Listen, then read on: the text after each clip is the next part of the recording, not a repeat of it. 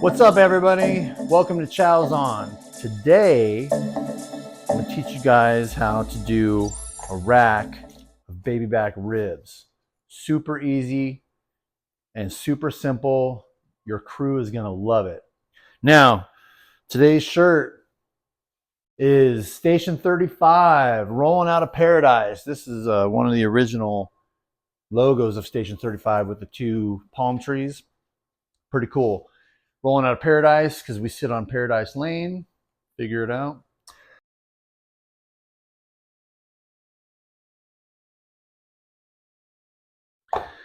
Now, a lot of guys fuck up ribs. A lot of guys overcook it. It's dry. You got to slather on a bunch of barbecue sauce. So the way I do it is a little bit different. And I'll show you as we go along. But remember, when you're cooking for firemen, you want to go off the ratio of half a pound per guy. Okay? Now, there's an exception to that rule. If you do chuck roast shrinks down, loses a lot of its size. So for that, you want to go a pound per guy. And when I show you how to do Mississippi mud in a later episode, I'll talk to you about that. But for now, for ribs, half a pound per guy, okay? So this is what you need. You're going to need some chicken bouillon. I love cooking pork and chicken bouillon. And this is what I use for my rub. This is called butt rub. And I can't even remember where I bought it. But you can get it on buttrub.com, okay? And if you don't want to use this, just Google, the world's greatest pork ribs rub, and it'll tell you all. There's a million different ways to throw spices together and put a dry rub on your ribs. All right, you're gonna need some aluminum foil. You're gonna need a pan to cook it in, and you're gonna need some towels. All right, so let's get started. So I got my oven going already, and I got some water boiling. So I'm going to pull out the ribs. And what you want to do is you want to pat your ribs dry, okay? You don't want them soaking wet because then the dry rub turns into a mud and it just doesn't work as well. So pat off your meat, pat it dry.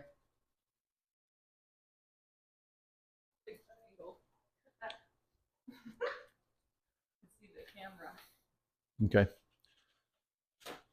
So pat your ribs dry with a paper towel.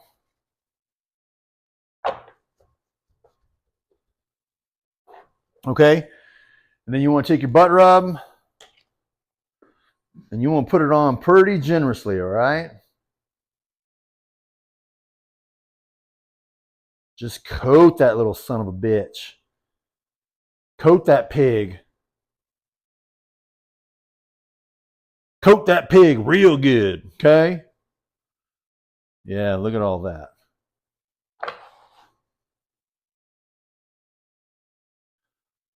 Lots of rub, oh yeah. Look at that pig. Then pat it in there. Now, in a perfect world, you would put this dry rub on maybe an hour or two before you start to cook it. So you let all those seasonings push in. But for today, I'm just going to blast through this just to show you, okay? All right, so I'm going to wash my hands real quick. All right, then we come over here and we add our chicken bouillon to our water. Now, chicken bouillon, you're going to add to taste, okay? The chicken bouillon's got a lot of flavor, man. A lot of flavor, real salty. It's beautiful. I love chicken bouillon.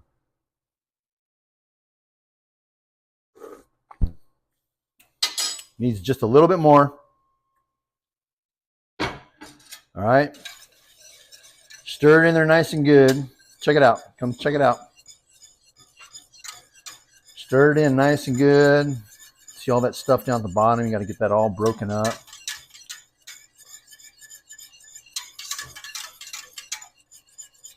All right. And then put our ribs in the pan. All right, so you take your chicken bouillon and pour it in there. See that? And as you bake this, the meat just soaks it up, man. It just soaks in that chicken bouillon juice, and your meat turns out so moist and juicy and flavorful. It's really delicious, man. I love doing it this way. So then what we're going to do is we're going to cover it with some aluminum foil.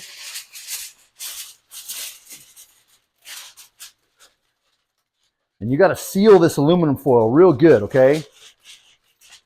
Because then basically what you're doing is you're creating a convection oven, and that all that juice and moisture will just circulate inside of there and just moisten up your meat. All right, so here we go. We're going to throw it in the oven. Now, I forgot to tell you, I got my oven set at 275. It's a slow and low cook, all right? So you put your oven at 275, slow and low cook. I cook it for 3 hours, and then I take it out, and I take it out to the grill, a nice hot grill, and I start basting it with barbecue sauce, and I start basting it with barbecue sauce, and I start trying to sear it and char it so it gets that nice barbecue burnt char on it. So we'll come back and check in 3 hours, and we'll see how it's doing, okay? So how I discovered cooking pork and chicken bouillon was one of my guys that I work with, he had taught me how to make a pork butt, and you baked it in orange juice, and it always turned out great. Well, I decided to cook a pork butt one day at the fire station, and we got back from the grocery store, and I had forgotten to buy orange juice. So I started Googling what to use, and there was all sorts of different things to use, and one of them was beef bouillon. So I like beef bouillon, but I found that chicken bouillon just has a better flavor, to me anyways. So we didn't have any beef bouillon in the spice cabinet. We had chicken bouillon, so I was like, fuck it, I'm just going to use this. So I cooked the pork butt and chicken bouillon, and it came out so delicious. So the next time I cooked ribs, I was like, I'm going to try this in chicken bouillon and see if it turns out the same. And I cooked it for the 4th of July, and it turned out amazing. So that's why I'm teaching you guys this here, and that's how I came up with cooking it in chicken bouillon. All right, so our ribs have been in there for just over 3 hours. We're going to pull them out, check them. If they're good to go, I've already got the grills on. We're going to go put them on the grills and char them up a little bit. So let's check them out.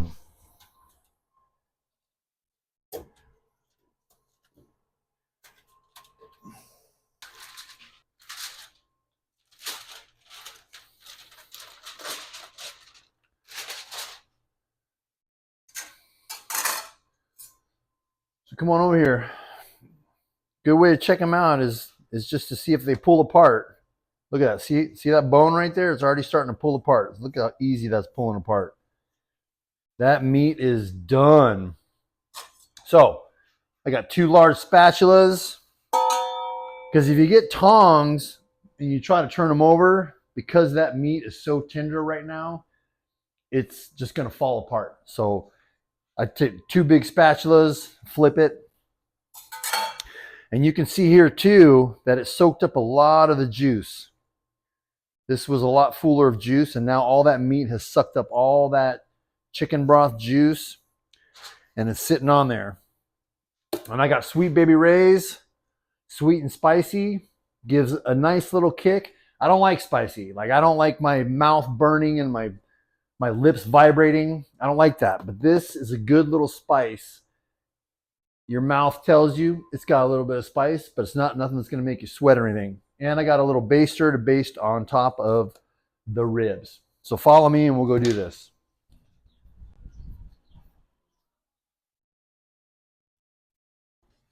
So we got our grills going. I'm gonna just put a little bit of juice on here. Spoon up some juice.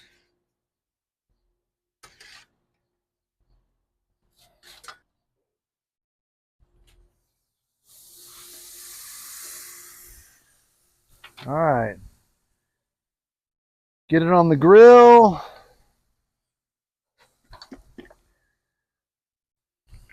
And then get some of your barbecue sauce going on it.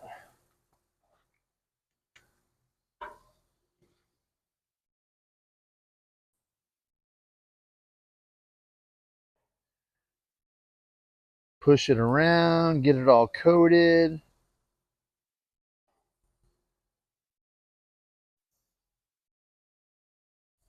And then we want to close it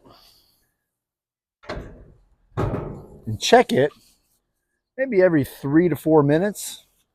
Check it and see how charred it's getting. Just want a nice little char on it, all right? We'll be right back. All right, so it's been a few minutes. We're going to check it. We're going to check underneath and see what it looks like. That looks pretty good. So I'm going to flip it.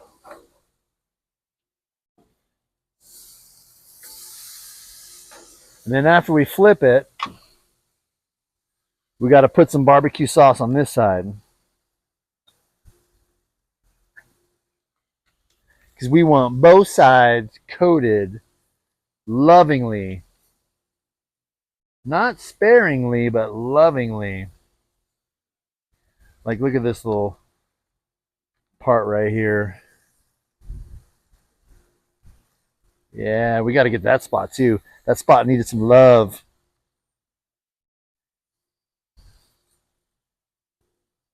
Okay. So now we close it up. Let it char that side. And then we're going to be done. Let's check her.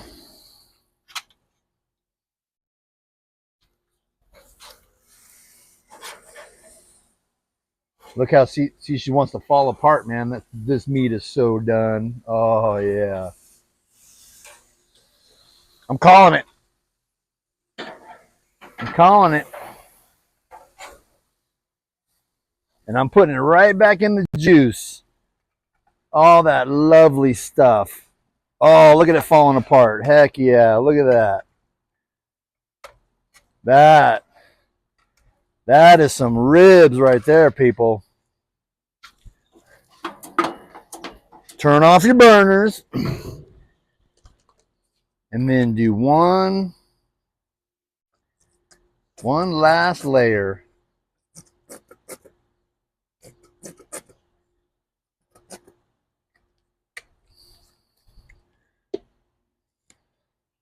Spread that around. Oh yeah, look at that love. Look at all that love, y'all. That looks like some good ribs right there. All right, we'll take it back inside and I'll show you the end result. Okay. So check it out. Just pulls apart. Look at that. Oh man. Look at that beautiful thing. There you go. I'm gonna let my camera woman try it. It's way too hot. So hot. She don't want to try it.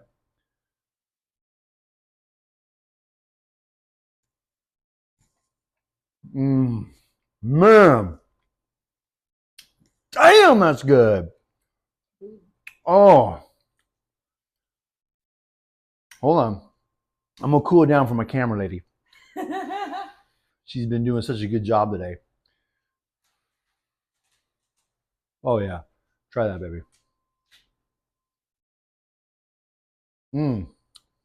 Dango. Oh my gosh, that is yummy. That's so good. Super good. All right.